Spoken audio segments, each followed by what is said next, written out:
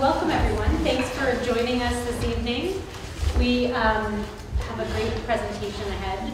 I'm going to introduce Ron Miller, who is our co-president of the Board of Trustees here at the library, along with Chris Lloyd. And he's also a former colleague at Goddard College and the author of What Are Schools For? Holistic Education in American Culture. And he's joined by Kathleen, Kesson, who he will introduce. I also want to mention that Carrie and Christian from the Yankee Bookshop are here to sell some of Kathleen's books, Unschooling in Paradise, on the back table. And proceeds from the sale of those books will benefit the library. Thank you. Thank you, Meg. So I want to thank Yankee Bookshop and the library for making this possible, and thank you all for being here tonight. In preparing for this, it struck me that Kathleen and I have known each other for 31 years. It's hard to believe. We were in grammar school. That's right. Yeah, 6th grade. Let's see. I'll just say a little bit in introducing Kathleen to my community here.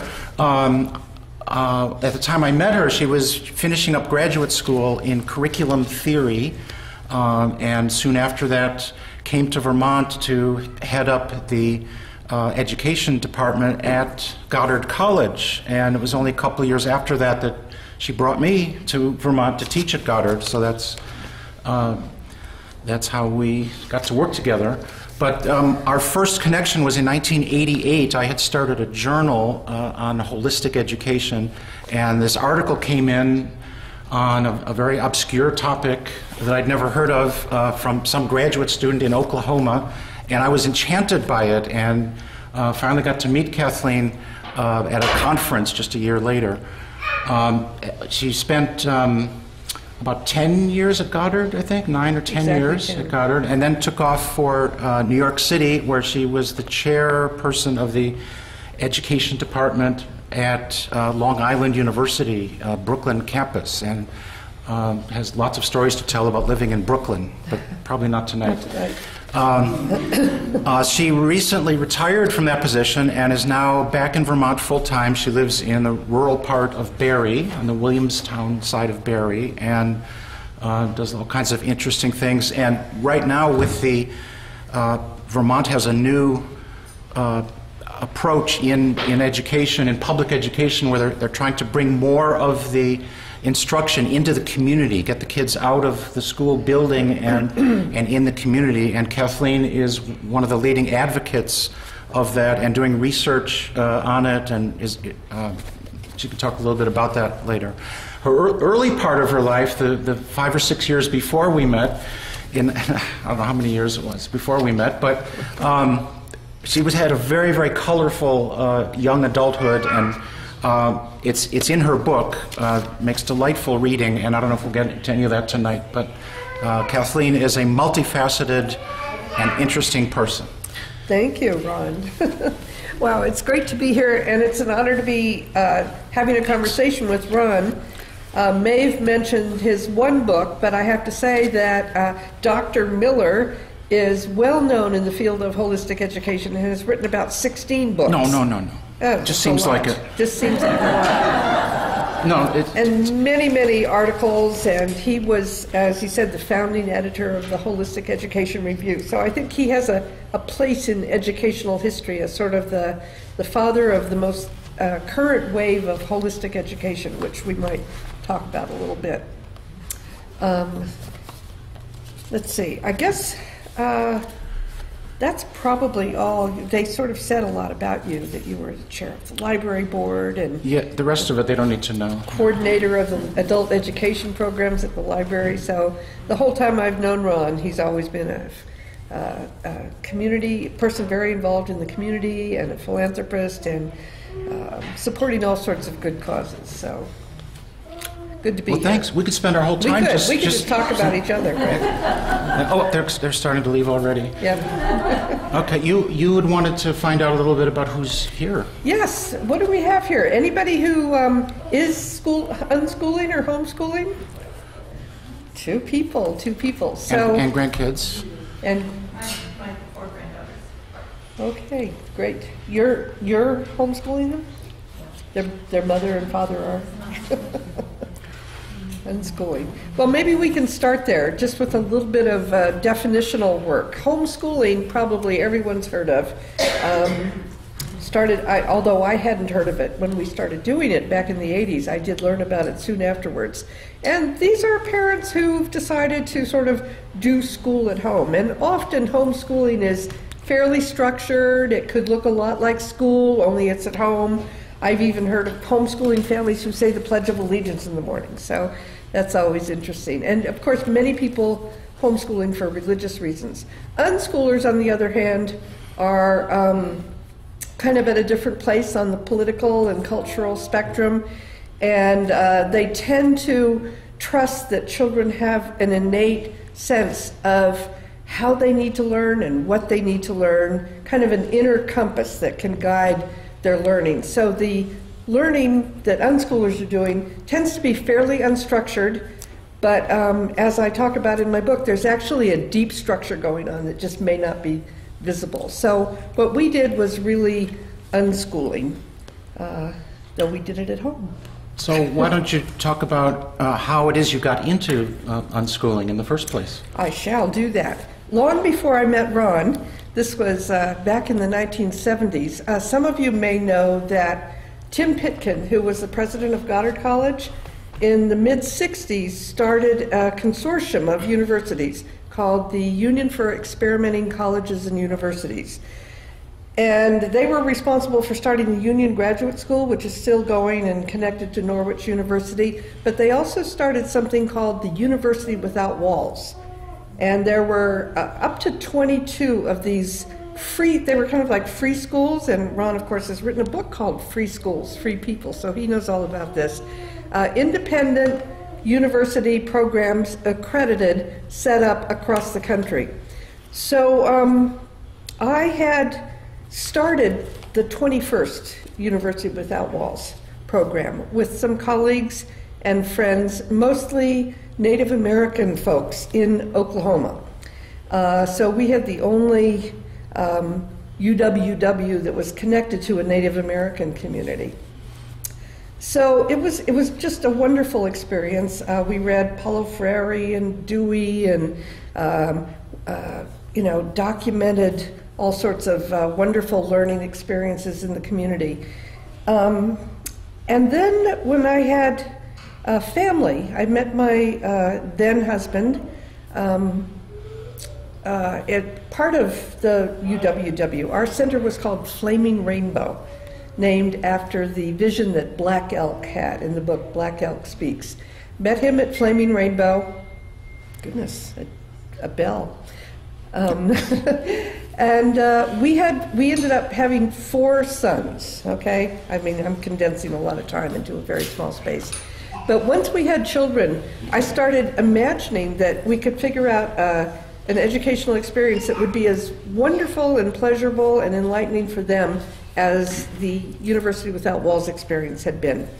But we weren't having a lot of luck finding that right mix of community and education.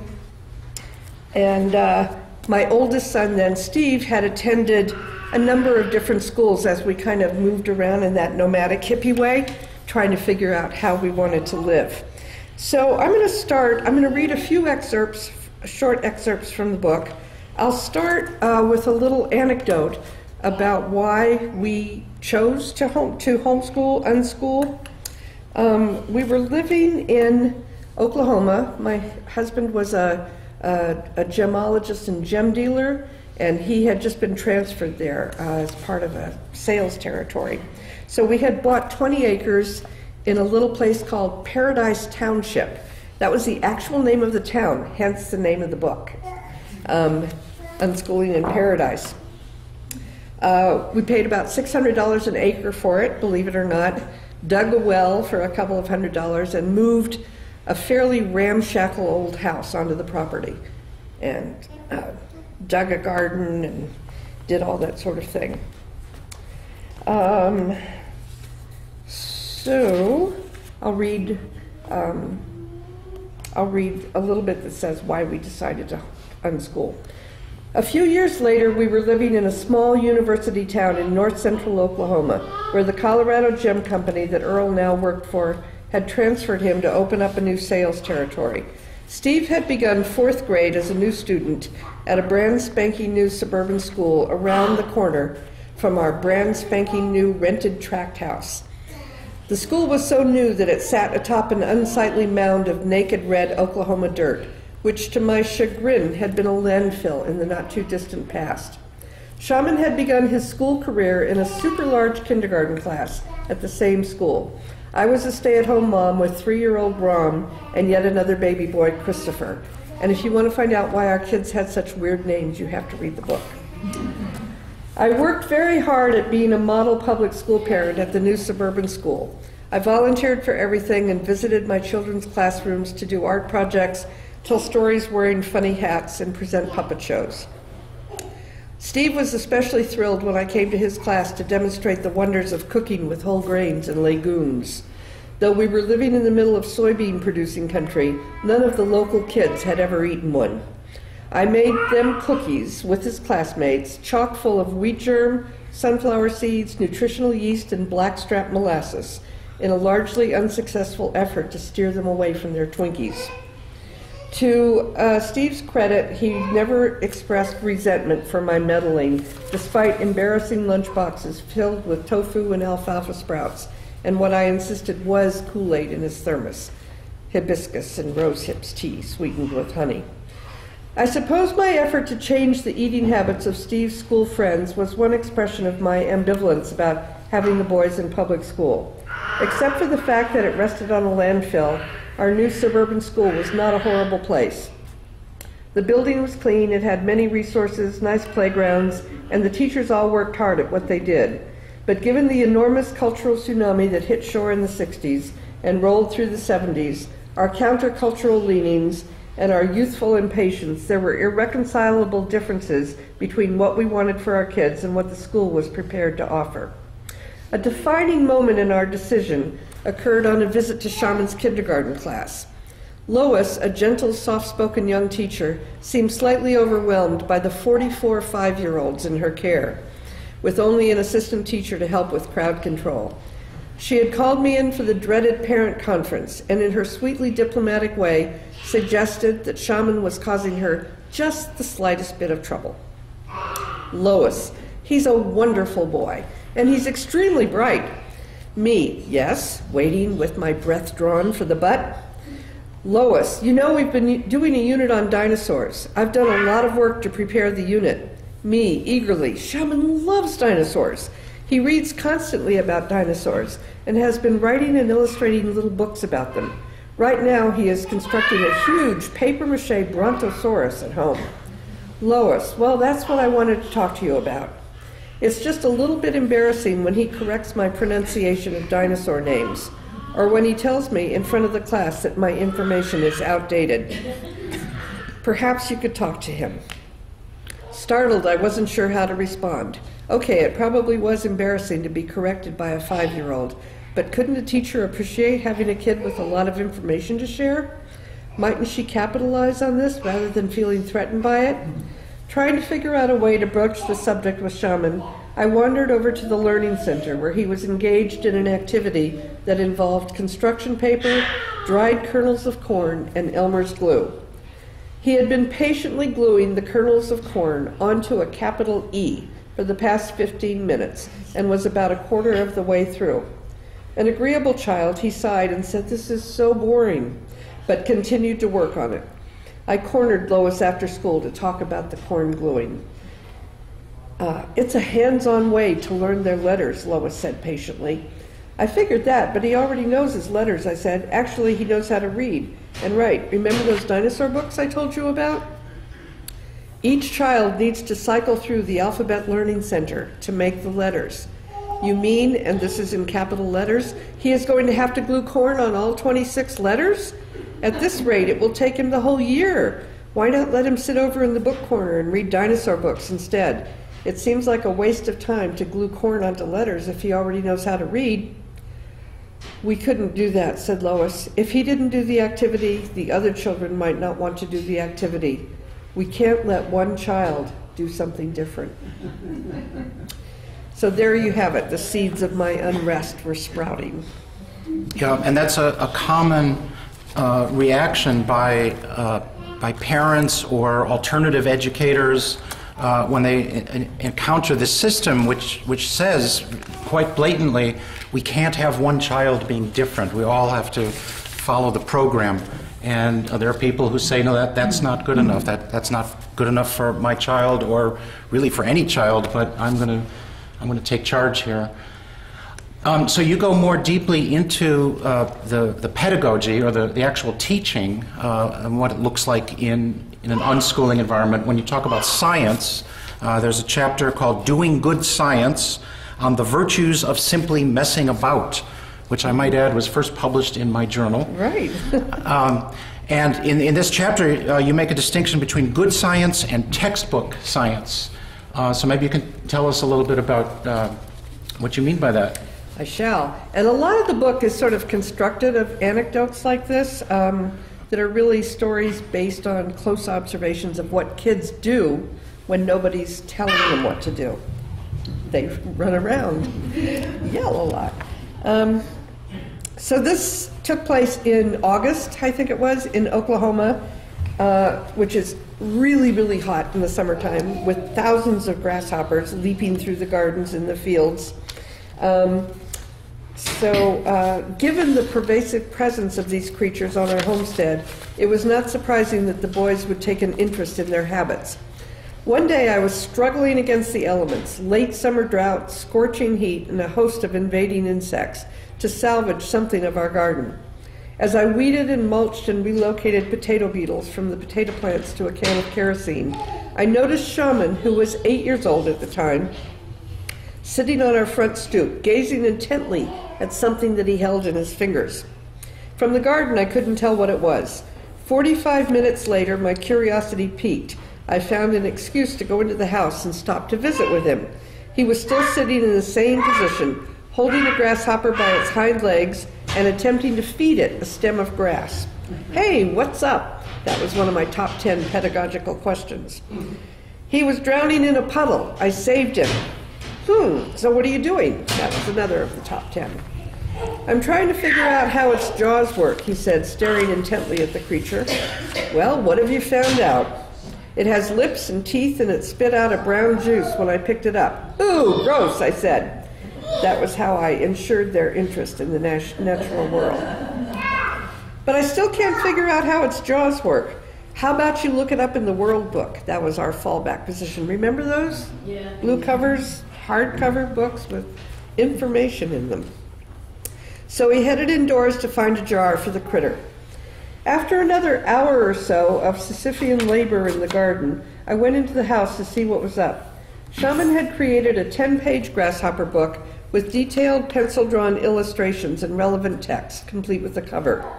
I learned from reading this text that grasshoppers' mouths have 2 big horny lips, and between the lips is a pair of sharp jaws called mandibles, and behind the mandibles is another pair of jaws with feelers that taste and eat grass. I also learned they had 5 eyes. Wow. And what an amazing abdomen. 11 segments that work like a telescope, expanding out so that the female can deposit her eggs deep in our Oklahoma soil. Those ovipositors, sharp things at her rear end, powerful enough to dig holes in that sun-baked red clay that passes for soil in Oklahoma. Talk about adaptation. So I had always thought of grasshoppers just as enemies, but now, thanks to my son's research, I had a new appreciation for their engineering. Now, if the learning had ended here, it would still have been valuable. Shaman had responded to something in his environment with interest and curiosity. He had utilized his powers of observation to develop further questions, and when observations alone didn't satisfy him, he went to printed source materials to find out what the experts had to say. And finally, he represented what he learned in a creative way that was visually interesting and factually accurate, but that was only the beginning. The next day, I was again out in the garden fighting the good fight for my tomatoes, corn, and potatoes against everything that might burn, shrivel, or devour them before they reached our table. I noticed Shaman walking in ever-widening circles around the house, just around and around and around. Periodically, he would reach down in the tall grass that was forever encroaching, then walk back over to the stoop. Again, my curiosity got the best of me, and I walked over to where he sat and noticed that he had a black laundry pen, and he was marking each grasshopper. Did you know that grasshoppers can jump 20 times the length of their own body, he asked as he leapt down from the stoop. No, I didn't, I responded. How far could you jump if you could do that? Now that's a great pedagogical question, right? He wasn't interested at all in that. Sometimes the best questions just don't resonate with what the learner has in mind. In this case, what he had in mind was collecting grasshoppers and marking with the indelible pen for hours. As an art project, it wasn't up to his usual standards, so I figured he must have some other motive, and indeed he did. What are you doing? Marking the grasshoppers. I can see that.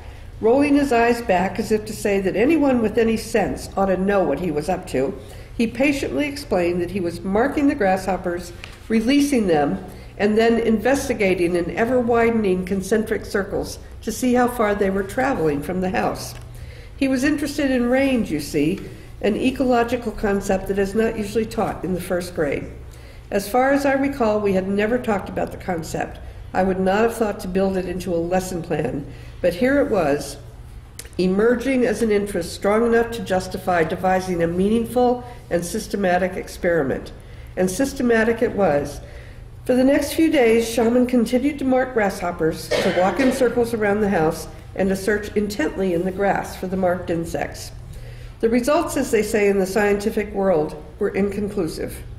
Given that we probably had 1 trillion or more of the creatures within 20 feet of the house, the chances of recapturing a marked grasshopper were slim at best. Surprisingly, he did find a couple, and the interest stayed with him long enough for us to have absorbing conversations about habitat, food chain, migration, range, and the procedures of investigative biological and ecological science.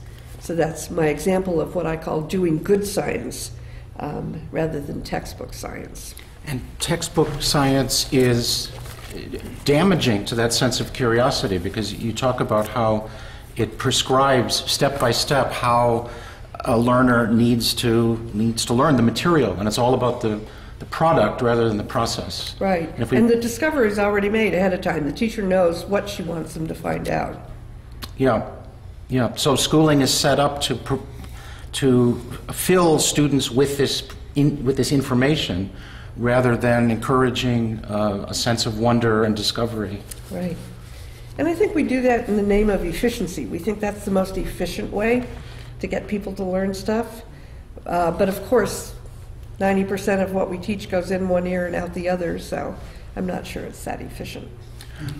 So we're getting into a little bit of educational philosophy here, and I should point out that this book is very down to earth. It's written for any reader who's interested in the topic, but this is a new part of Kathleen's career. I know she's been looking forward to it, because for 30 years she's been writing very sophisticated educational philosophy.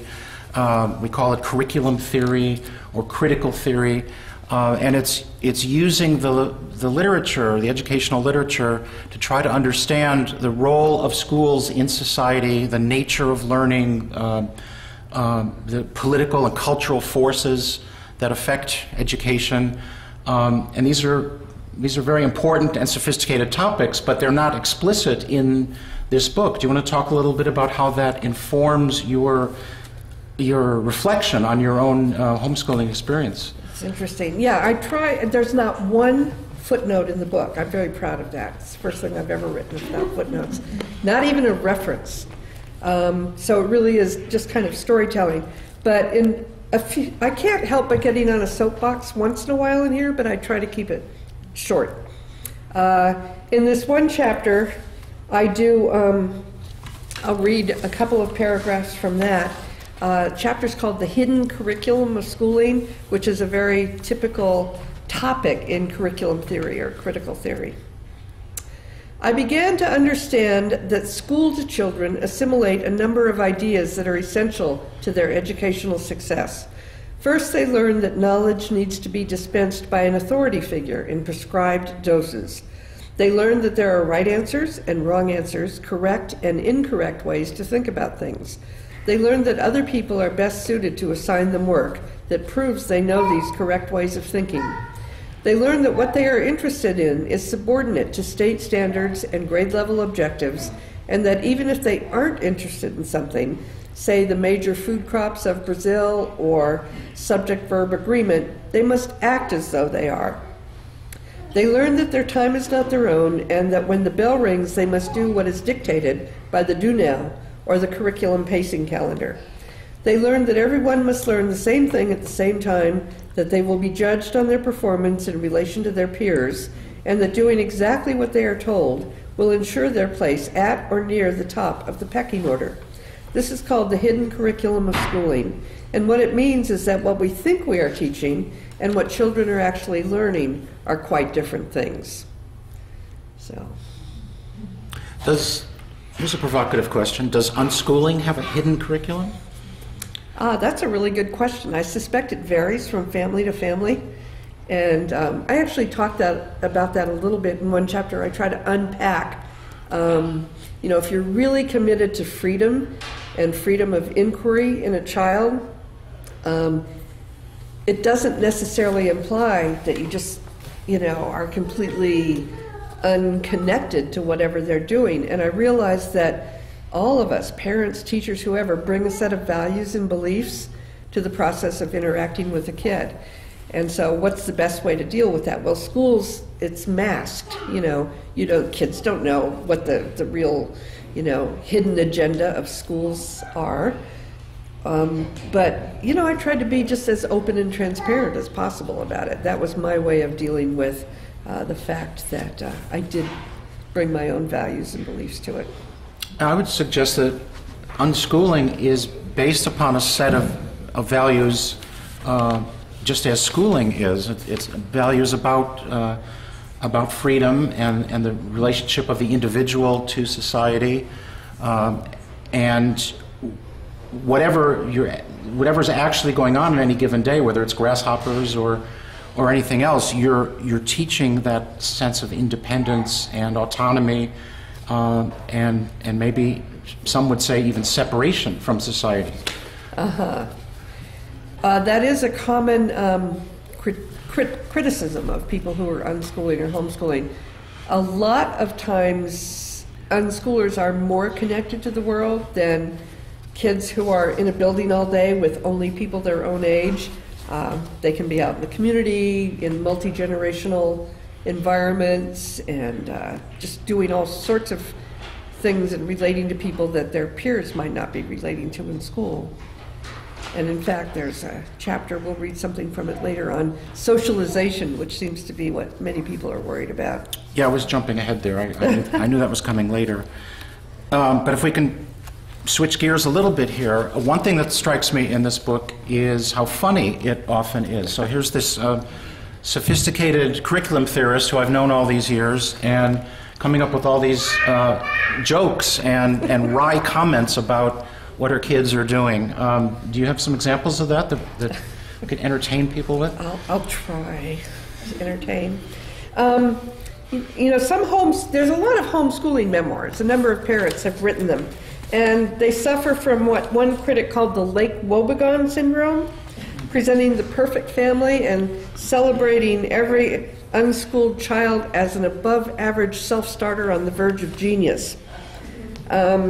And I was impressed. I read later on the story of homeschooling by the Colfax family.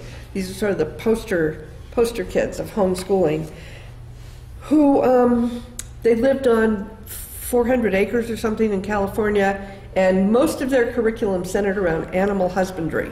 But these kids all went on to distinguished, academic careers and became into medicine and law and were really quite successful. None of them became veterinarians? No, I don't think they did.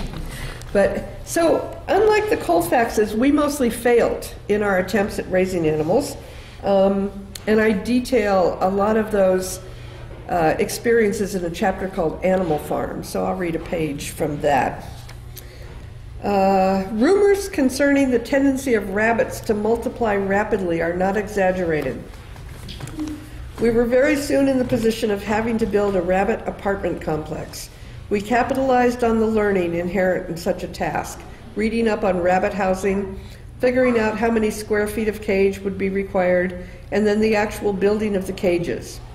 The boys were kept busy gathering garden scraps for the bunnies, keeping the cages clean, making sure the water wasn't frozen in the winter, keeping the snow out of the cages, and other tasks. Despite our best efforts in good, strong cages, we often had to deal with an escaped rabbit. We spent countless hours scanning the overgrown meadow with binoculars for the telltale rippling of grass, and when we spotted an escapee, Steve took off running after it. He was the only one of us who could catch them consistently, and he still has scars on his hands to prove it. On some mornings, when he had spent a couple of hot hours chasing a rabbit, I seriously questioned not only our lifestyle, but also the decision to unschool. Was this why we were embarked on a radical educational experiment? So my son could chase escaped bunnies in the torrid Oklahoma heat, while his age mates practiced their geometry and learned to diagram sentences in climate-controlled buildings? To be sure, some aspects of the endeavor did present opportunities for in-depth inquiry, breeding, for example. Why is the boy rabbit sniffing the girl and hopping all around her? Why is she running around the cage and trying to get away from him? What is he jumping up on her for? Why are they fighting? How come the boy rabbit squealed and then passed out? Birthing, or kindling, as they say in the rabbit world, presented a whole new set of learning experiences. For one thing, it had never occurred to me that occasionally a dam, that's a mother in rabbit talk, might eat one or all of an entire litter. This really grossed me out and was difficult to explain to the younger ones. Little Chris looking at me suspiciously. Do other mothers eat their babies? We did have a fair share of successful litters, however, enough to keep us building cages consistently.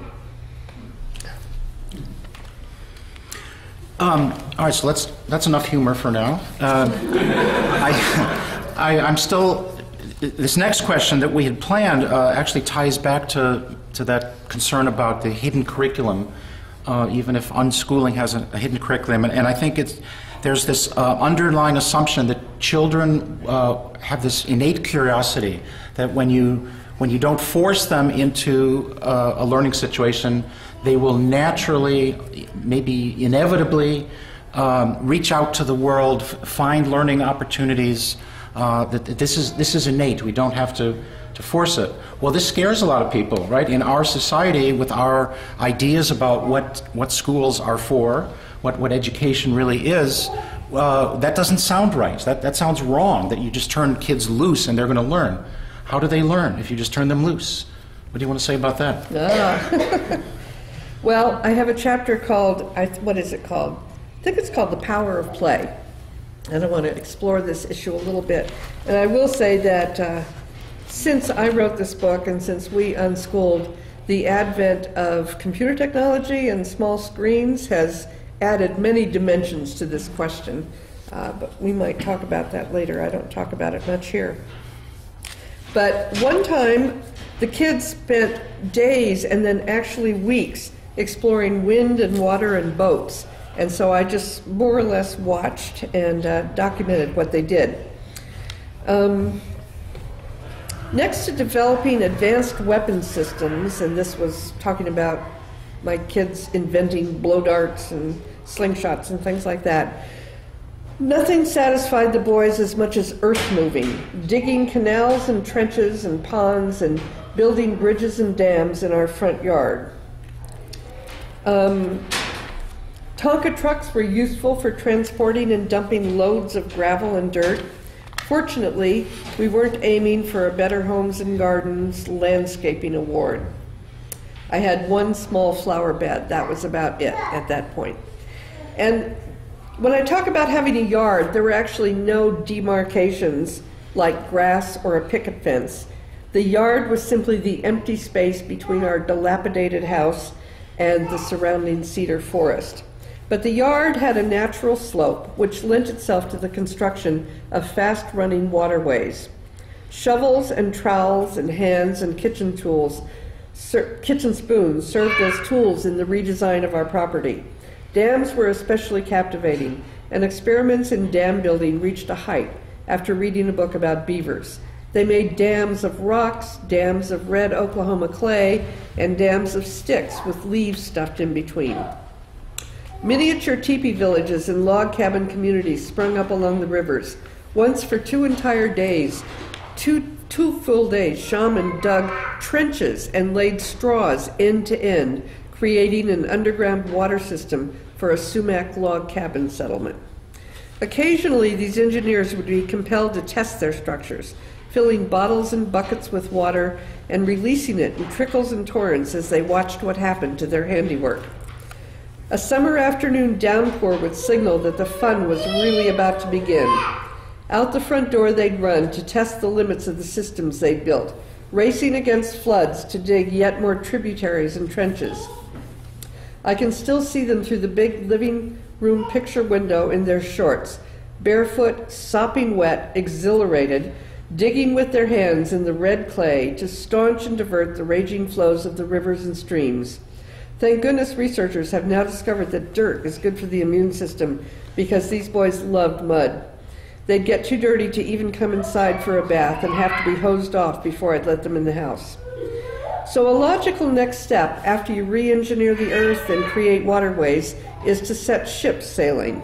So over a period of days, styrofoam trays, egg and tofu cartons, tongue depressors, scrap fabric, and toilet paper tubes got transformed into barges, towboats, yachts, and sailing ships.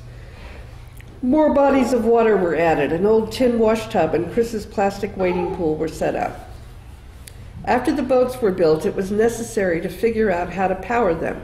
So they experimented. They would make waves of different strengths and frequencies by moving their hands in the water and in different directions. They blew the boats forward through straws. They dismantled old toys for their battery-operated motors and attached these to the boats. They found propellers from broken balsa wood planes and affixed them with rubber bands. There were boat races and boat battles, whole armadas of invading armies, often navies rather. Often frogs and lizards and grasshoppers became unwitting ship captains and passengers. If kids have the chance to mess around long enough, sometimes pretty exciting things can happen. We had a box full of weird magnets and had performed lots of different magnetism experiments, such as moving a paper clip with a bar magnet through paper, through foil, through a glass, etc. They had learned how to magnetize sewing needles and spent the better part of one day with a homemade magnet detector, walking around the house looking for hidden magnets. Steve and Shaman had the bright idea to sew a magnetized needle into the sail of a ship, then propel it from a distance with another magnetized needle stuck through a straw. To my astonishment, it worked. I was excited as the boys were, as would be any teacher or parent who appreciates the power of the process of discovery. I noticed that there are now loads of video games to purchase featuring boat play, but you won't convince me that these can compete with little boys building and sailing their own ships out in the sunshine and the mud and the wind with live amphibian sailors.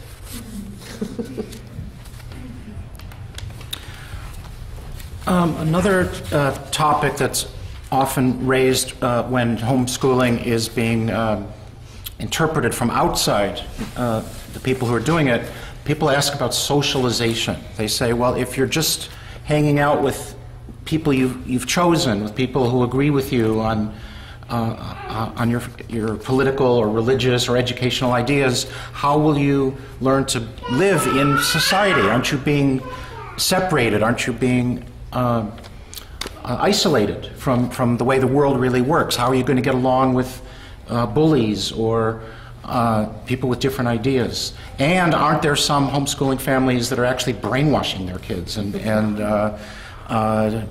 doing some pretty negative things to them? So what's your experience with that? Well, I gave that a lot of thought, and I actually read a lot of the literature on socialization, a lot of the research on homeschooling kids and stuff, and ended up right at the end of this writing a chapter called Becoming Human, where I sort of addressed the pros and cons of socialization. And I have a great quote at the beginning of this. If you've heard of Ivan Illich, the philosopher, who wrote a book called Deschooling Society, he says, classroom attendance removes children from the everyday world of Western culture and plunges them into an environment far more primitive, magical, and deadly serious.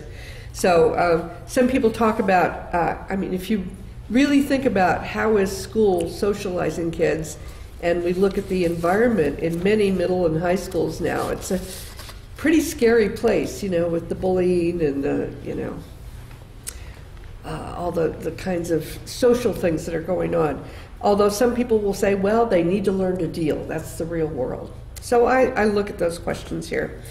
But I'm just going to read a page or so about, I don't know, this is not really about socialization, but picture this. 4 boys, ages 11 to 14, holed up in a loft in the early days of the desktop computer, teaching themselves the basics of computer programming, bulletin boards, modems, and light hacking. Those had just sort of become available toward the end of our experience.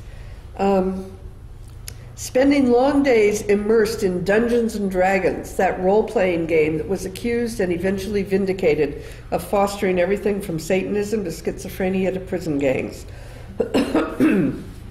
Riveted to the primitive space warfare and fantasy adventure games that were available back in the 1980s.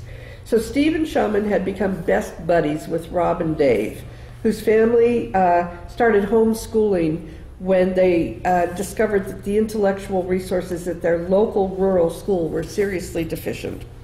To make matters worse, Rob and Dave had had a couple of badly bloodied noses, confirming that they would be subject to the regular torture meted out to nerds in a rural Oklahoma town. Their parents, Earl and Barbara, were physicists at the local university. Earl was a tenured professor who specialized in laser crystals, and Barbara was taking some time off to tend to the boys and devote countless hours to the peace and justice work that brought us together. Given that they had a rambling ranch house and we were living like the Jodes in the Grapes of Wrath, we spent many evenings at their place enjoying Barbara's cooking, looking through their professional quality telescope and talking politics, quantum mechanics, UFOs, and other unsolved mysteries of the universe, while the older boys battled it out in space upstairs. Their house became a second home to Steve and Shaman. Our boys loved it. After all, we passed our days in 984 unfinished square feet of construction, and Rob and Dave had not only air conditioning and computers, but an unlimited supply of soda pop. When the 4 of them tired of violent video games and supernatural drama, they would roam the 40 acres of pasture and ponds and go fishing or chase cows. Earl and Barbara, with their advanced degrees in chemistry and physics, aided and abetted science experiments that included rocket launches, smoke bombs, pipe bombs, stink bombs, homemade fireworks, experimental chemical explosions, and solar fire starting. Once during the course of one of these regular fireworks fights, Rob shot off a bottle rocket that lodged in Dave's backpack, which happened to include his arsenal of explosives. Dave managed to rip it off and toss it away in time for them all to revel in the spectacle of its contents all going off at once. I suppose this was not what most parents would now call a safe space, but did they ever have a blast? Were all this to take place in today's fearful, overprotective climate, the headlines might read, "Homeschooled children of left-wing parents in rural Oklahoma study computer hacking, occult mysteries, and bomb building," and we would have become poster families for the social dangers of homeschooling. Well, you were. You were. So I want to talk a little bit about educational theory within the holistic education community. We talk about the difference between transmission styles of education and transaction and transformation. So transmission is based on the assumption that knowledge and values and everything that's good is held by the adult generation, by society at large, by the institutions like schools, and needs to be transmitted to these uncivilized little beings that are running around. Transaction says, no, it's got to be more of a two-way relationship. John Dewey is a leading thinker in this transaction approach, that learning is social. It involves communication and sharing and creating your knowledge by interacting with other people. And then there's transformation, which is that engaging in meaningful learning, like these kids were doing, actually changes you. It changes who you are and what your possibilities are as a growing person.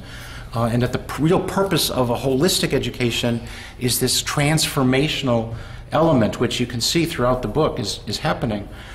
But you're wondering if I'm ever going to get to the question that's on our...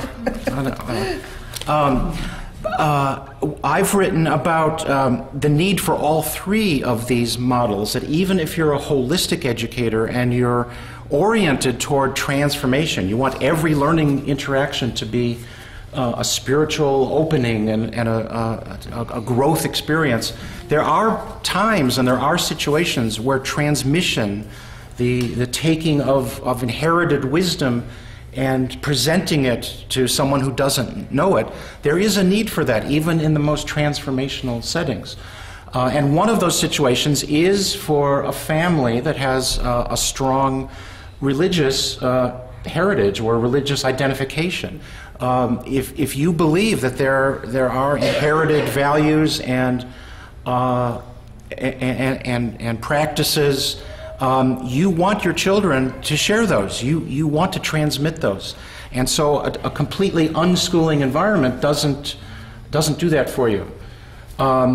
So you address this a little bit in the book, and maybe you can speak about it now. This kind of tension between a belief in freedom and transformation, but also for many people this wanting to share and infuse certain values. Mm-hmm. From one point of view, that you could say, well, that's close-minded, fundamentalist. You're not giving the child a chance to find their own truth. But on the other hand, you could say, no, these are important to our tradition, to our family. We can't leave it to chance that the kids will discover them on their own. So, yeah. Can you address this dichotomy? Sort of, yeah. I mean, it's true that a lot of people who are taking up homeschooling are doing it for religious reasons. They see secular society as full of dangers and the public school as fraught with problems and sex and drugs and rock and roll and all that. So they are, making a meaningful effort to transmit their values. And so I struggled with that question a lot, because our reasons were more philosophical than religious. Their father is a Cherokee native and very interested in traditional Cherokee beliefs. I'd been a practicing yogi for like many, many years, and but I was really interested in how do we cultivate in kids a non-dogmatic sense of spirituality, compassion, wonder, all those great characteristics, and do that not in a dogmatic way so that we're telling them what to believe, but in an open way, and still fostering free inquiry. And sometimes those things are sort of separate. It's like you can't allow kids to follow their curiosity because it could lead them outside of these narrow constraints that we want them to be thinking inside of. So that question actually, I obsessed a lot over it. And I do have a chapter called What About God, where I kind of take it on a little bit. I'm just going to read the paragraph that concludes that chapter. God does not really come up naturally in the course of children's inquiries unless they hear a lot of God talk around them and get curious about that. Transcendence, which is at the core of most religions, really is an adult pursuit. Children are busy constructing a self, not generally interested in rising above it or getting beyond it. But they certainly do ask big questions. Where did I come from? How did I get here? Why are there stars? Why do people die? Are there people on other planets? And how far is infinity, Mom? They are filled in a way that we grown-ups might have forgotten, with the mystery, the mystery and the magnitude of what it means to be alive. Their senses are awake and quivering, and the world in its newness appears an enchanted place, with dragons in the clouds and trolls in the trees. In the end, I realized it really wasn't about how to create a spiritual curriculum or how to teach lessons in ethics and values, but simply about being fully in the presence of children, noticing what they are seeing and hearing and touching and smelling, and appreciating the opportunity to share in their perceptual world. It's about paying attention to the miraculous way that language emerges and thinking develops. It's about accompanying them on their discoveries and rediscovering the extraordinariness of the commonplace things in nature. A grasshopper's jaws, a lizard's detachable tail, a dirt dauber's architecture, or the metamorphosis of a caterpillar into a butterfly. It's about coming to our senses, remembering what it means to be alive, awake, perceptive, curious. Meditation and contemplation and mindfulness training are designed, after all, to get us back to these states of mind, openness, wonder, awe, appreciation, that children dwell in naturally. Unschooling, when you manage to get past conventional ideas of teacher and student and lessons and learning, is an incredible opportunity to explore together the magical, mysterious world we are born into and ponder the unanswerable existential questions, and to be all right with that. You talk about getting together with other homeschooling families, some of whom are part of established religious bodies, and that their homeschooling is a reflection of that. Do you want to talk a little bit about kind of conversations you had with them and how that went? We did. We had a really interesting group. We had sort of the lefties in the groups and the scientists. We had a couple of large Mormon families, one very rapidly growing Catholic family, some half-hearted Protestants, some Wiccans, and a couple of pagans down the road. It was a marvelous group. There were certain topics that we probably just didn't talk about. But I do remember one time I went with the Christians in the group to a homeschooling conference in Tulsa, Oklahoma, at Oral Roberts University.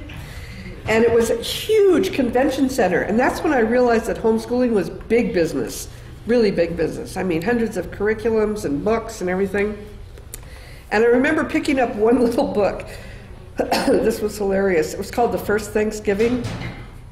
And I mentioned in the book, I said, I'm really glad Earl wasn't there because he would have let out a war whoop that brought the walls down. The first Thanksgiving had all the pilgrims dressed up nicely in their starched hats and their shirts, carrying big platters of turkeys and sweet potatoes to a big table and hammering up the walls and this beautiful community. This is the first Thanksgiving, mind you. And in the forest are lurking people with paint on their face and, in the trees and feathers. And the text read, if it weren't for the pilgrims, the Indians never would have made it through that first winter. So I thought, this is revisionist history at its best, to construct science and social studies and put it in a narrow ideological container. And that's what many of the religious curriculums attempt to do. So I don't know if that answered your question, but it was a great story. I guess my question was more about how you overcame your different perspectives and maybe built bridges between I think we focused on the kids, and I do really believe that all parents, no matter what sort of ideological place they come from, most are doing this because they really care about their kids and they want the best for them. And what I found was that the longer people did it, they may start out with a very rigid, kind of structured approach to learning, and the more they took time to observe their kids and just see what happened, they tended to get looser as they went along about it. It's just learning to trust that kids really care about things in the world and want to learn stuff. And I will say, I think there are probably unschoolers who just open the door in the morning and kind of let the kids go and do whatever. And I respect that that's the path they've chosen. I think I'm a bit more of a doian. I really believe that kids want interactions with meaningful adult conversations and significant older people. And I'm a great believer in intergenerational, knowledge sharing. So I think I was a very active participant. And so was their dad in terms of trying to ask the right questions and, help people think about what they wanted to do next. So I was probably a little more of an interventionist than some unschoolers are. Yeah. All right, well, let's get to our final question. Yeah. Oh, did you have more to say there? No, okay. I don't. But we also want to let other people talk too. So. Right, this is our final question, and then we're going to open it up. So the preface to the book is titled, "Do We Need School?" And after 190 pages, the final chapter says, "So, do we need school?" Where do you come down on that? Very good question. My answer to that question, so do we need school, is yes and no. Is that ambivalent enough? Yeah, that gives us a lot to work with there. We need something. But it is possible that the brick and mortar concept of school, with its restricted ways of organizing space, time, relationships, work, and the flow of information, is an outdated and inadequate template for learning in the 21st century. Kids, almost without exception, desire to spend time with their peers. Learning how to negotiate relationships and construct identities outside the sphere of the family is a crucial part of growing up. And I really believe that a major function of society is to provide the resources necessary for the education of young people. And although self-directed learners can teach themselves many things, other things are best learned with a teacher or a coach. Martial arts, auto repair, painting, brain surgery. We need to think outside the boundaries that have constrained our imaginations, and unschoolers can help us do that. They've demonstrated, in addition to self-teaching, that there are all sorts of learning opportunities that are not school. Apprenticeships, internships, community service, theater groups, learning networks, team sports, and clubs. In an ideal world, and I really believe this, unschooling and homeschooling would be two of many existing choices. And whatever larger system we create would be flexible enough to include entry in and out of options, partial use of options, and the creative use of educational resources. And right now, the trend is for nation states to be consolidating control and moving toward common standards and rigid systems of accountability and testing. I get more excited about diversified, decentralized, localized systems of personalized educational opportunities. And I think of this like we know in agriculture, the systems that are most resilient have mixed crops and agroforestry and animal husbandry, systems that mimic natural systems by relying on biodiversity. And these are more resilient in the face of unpredictable change. So I think that a system of schooling that's a localized ecosystem is also more resilient in the face of the enormous changes coming down. And the models are out there, and Vermont is actually engaged in a really interesting experiment right now, which is one of the reasons I retired from New York and moved back here. We have legislation that mandates that every kid should have a personalized learning plan. We have no more Carnegie units. Kids can now demonstrate proficiencies through outside of the classroom activities. I've interviewed a few kids who have gotten their high school diplomas without spending any time in a classroom. It's almost like unschooling in the context of a bureaucratic system. So the models are definitely out there. I think we need to decide as a society that we want to direct human intelligence toward ends that support meaningful human development, creativity, social justice, and the desire to live in sustainable ways. The futurists say that creativity is the new currency, And given the rapid pace of change, the need for learning will be ongoing and continuous over the course of a lifetime. We've all heard that. But that doesn't mean that we're going to need to be in school forever. On the other hand, the successful people of the future will need to be nimble learners, forging their own paths, self-teaching, learning from peers, and networking in ad hoc groups. And it's my premise with this book, I'm not trying to get everybody to homeschool or unschool, but I think that unschoolers provide us with a living laboratory of what is possible. And we need to pay attention to these experiments that are going on in the margin, because they might just be pointing to a future in which most of what we associate with schooling, and I include here lesson plans, required subjects, learning standards, 50-minute periods, tests, homework, grades, accountable talk, detention, remediation, timeouts, and the ubiquitous do now, go the way of the cane switches and the dunce caps. In their place might emerge a genuine learning society in which people individually and collaboratively pursue those things they are passionately interested in and declare their responsibility to one another, to the greater community of life, and to future generations. If we can think it, we can do it. And I believe that anything is possible. That's how I finished the book.